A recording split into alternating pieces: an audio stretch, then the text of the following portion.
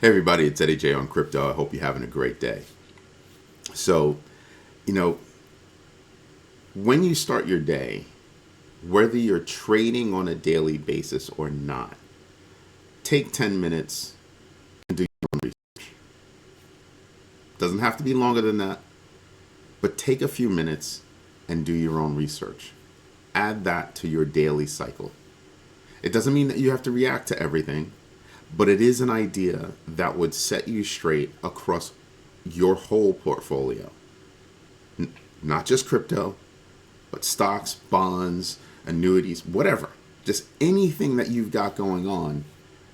Take a few minutes a day and go do some research. You'll find it helpful. You really will. So, let's get started. The New York Times, and I wanted to bring this out. I was going to do another video yesterday, and I decided it's too much. But the New York Times dropped an article that said, "Hey, did you know Bitcoin is outperforming major fiats around the world as well as gold?"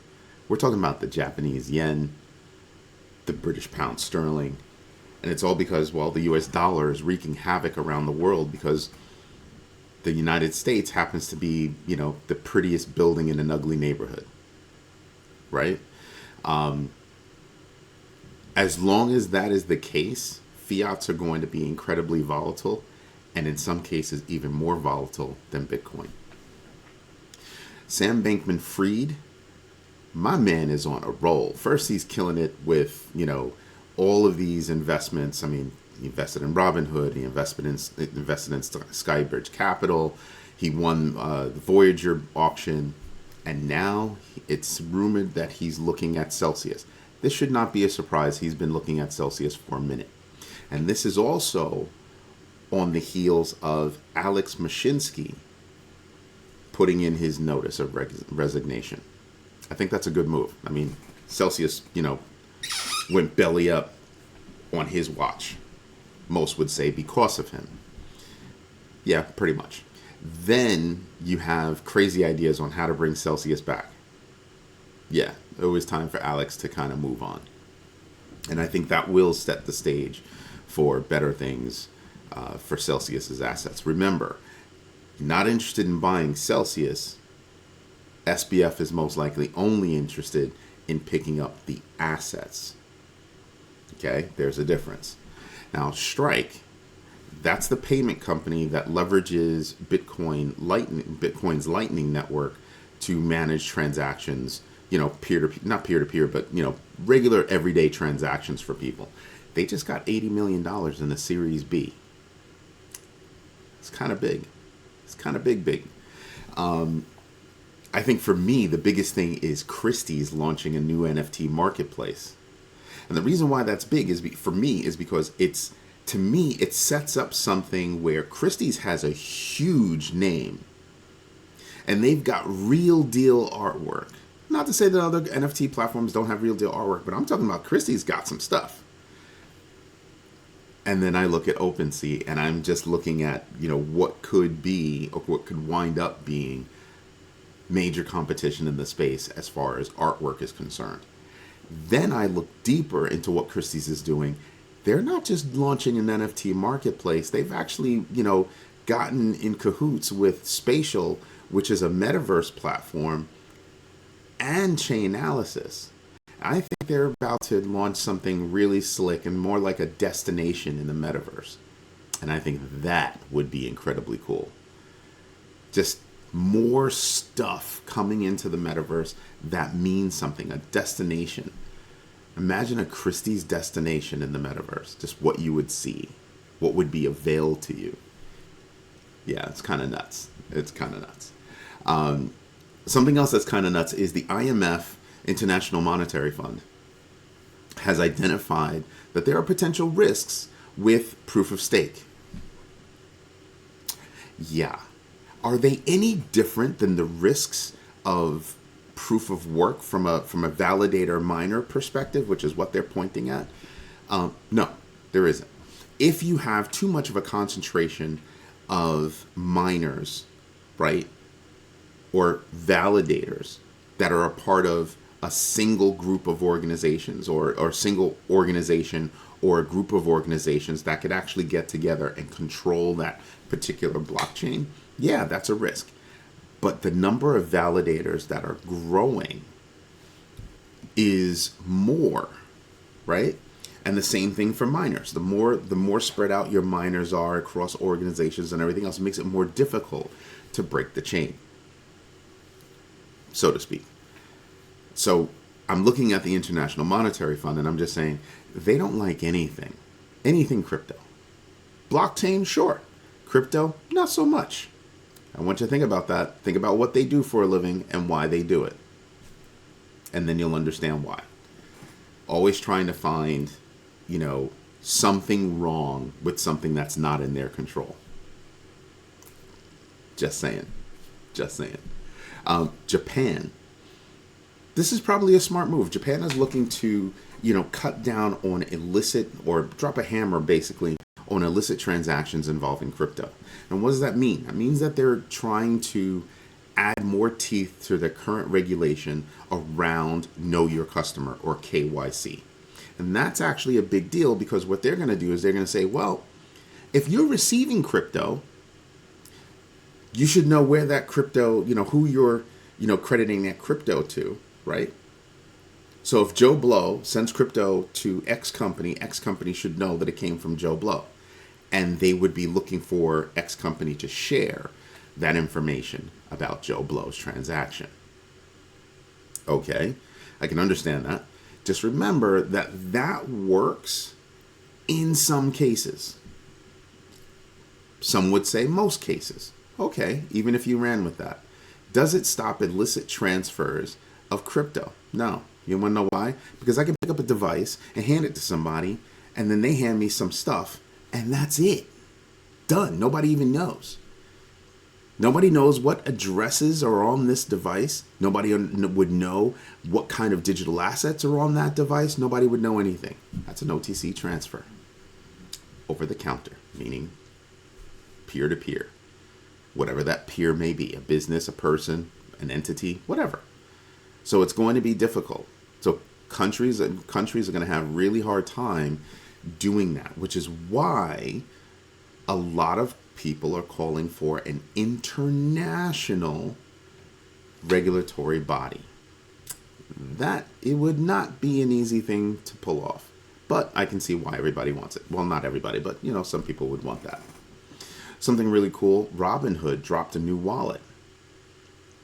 That's right, they dropped a new wallet. You want to know what it's running on?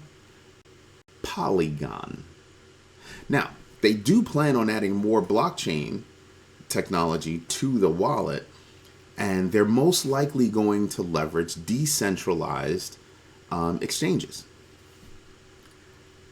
But that also makes me stop and go, well, FTX owns a piece of Robinhood.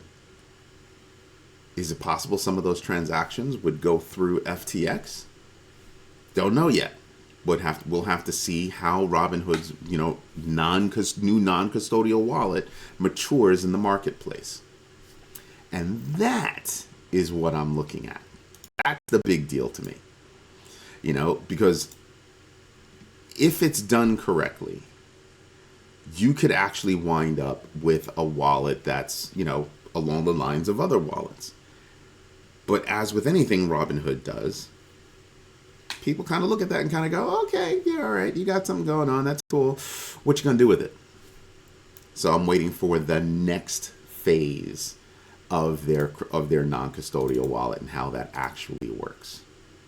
I'm also looking to see, is it fully non-custodial?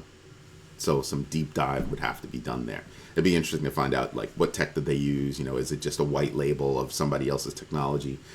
So that would be interesting to me. We'll see what happens in the future. All right. Let's start going over the numbers, because, numbers aren't looking great, but they're not horrible either.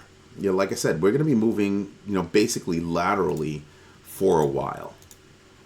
Okay. So the winners and losers, you've got a number, right? Everybody in here is a loser. So let's see who's big. That's a loser. You keep going down. XRP is down 9%. to 42 cents right now. Interesting. They've been on a precipitous drop. I told you. The current movement of XRP is based on the probability of that case coming to close sooner than what people think. But it is not movement based on actual utility, usage, or anything else like that. Okay, so that's something that I have been paying attention to. Harmony is down 9%. Arweave, which is good tech, down 9%. Chili's, which was hot for a minute, down 8%. That's interesting. I'm expecting Chili's, just so you know, I'm expecting Chili's to start going back up. And you're going to ask why. But remember what it's all about. It's a fan coin. It's all about sports. And you have the World Cup coming up in November. So I'm expecting some movement. I don't care what's going on in the market. People have money for entertainment. Up market, down market, entertainment is escapism, and that's what they're looking for. So paying attention to Chili's. Anyway, let's get to the next. Now, all this week, you're going to have, Fed president, vice chairs talking, blah, blah, blah, blah, blah, blah. They're only going to reiterate what was said in the previous meeting. So it shouldn't be a shock, but it has been affecting the markets, as you might think. Currently, fear and greed index is still at 20. Okay. All right. Don't care about DeFi. And there you go. Here's that precipitous drop. So we had moved, or Bitcoin had moved into my middle layer, or my middle, layer right there. And then it dropped out again. And now we're trading below that. Now, I said we're going to be moving sideways for a minute. And I think that's going to be the way for a while to come. Traditionally, September has been a down month. Traditionally, October has been an up month. But we're not experiencing traditional times. Just to put that out there. Crypto is fairly new. Just saying. So pay attention to what's going on. It's not a sprint.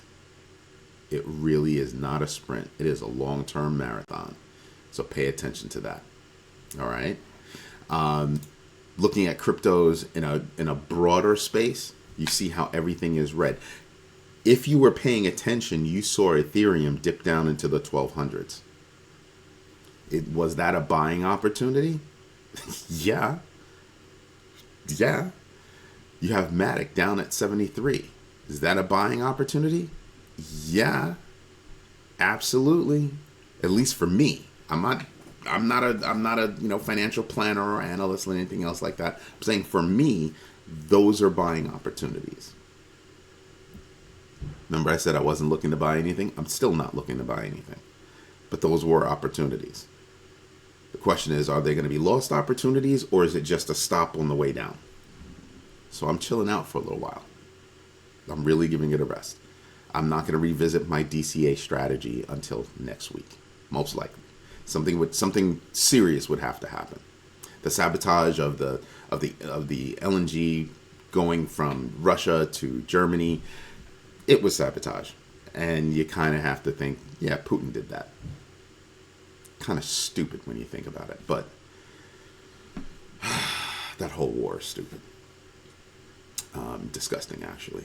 So you have a whole bunch of things that are going down. I'm expecting XRP to drop again. I'm expecting, Cardano. It's got a strong hold right here. It doesn't like going below, where it's at right now. But so it's just, again, if you look at everything, it's just moving sideways. It's lateral movements across the board. So I'm waiting to see if we establish a new low, or if we've established this as the new bottom. Because remember, there is a lower bottom. There really is. So pay attention to that. Oh, I'm not going to go through this again. It's killing me. It's annoying when I have to go through this. There you go. Because I do like seeing everything written out. I do like seeing the 1 hour, 24 hour, 7 day, 90, 30 day, 90 day side by side. Just so I can see at a quick glance what's been short-term gains, what's been long-term gains, and see, does that affect my thinking as I go forward. That's why I said, I start my day, get my coffee, shower, shave, all that good stuff. Sometimes shave. And then I'd start looking at the markets. In general, I just start looking at all my holdings. And then I go, okay, all right, I still feel good. I put it to the side and I move on. Just saying, start your day, add that into your day, whether it be in the morning, the afternoon, at night. Just do something where you're actively managing your portfolio. I'm not saying that you have to make trades every day. I probably wouldn't even recommend that. But it means that you are aware and you're not necessarily caught off guard. That's what enables you to catch anomalies in your performance. Just saying. Anyway, this is Eddie J on Crypto. Hope you're having a great day. If you like what I'm doing, like what I'm sharing with you along my journey, hit the like button, subscribe to the channel, and absolutely hit the notification bell so you know every single time I drop a new video. Have a good one. Bye-bye.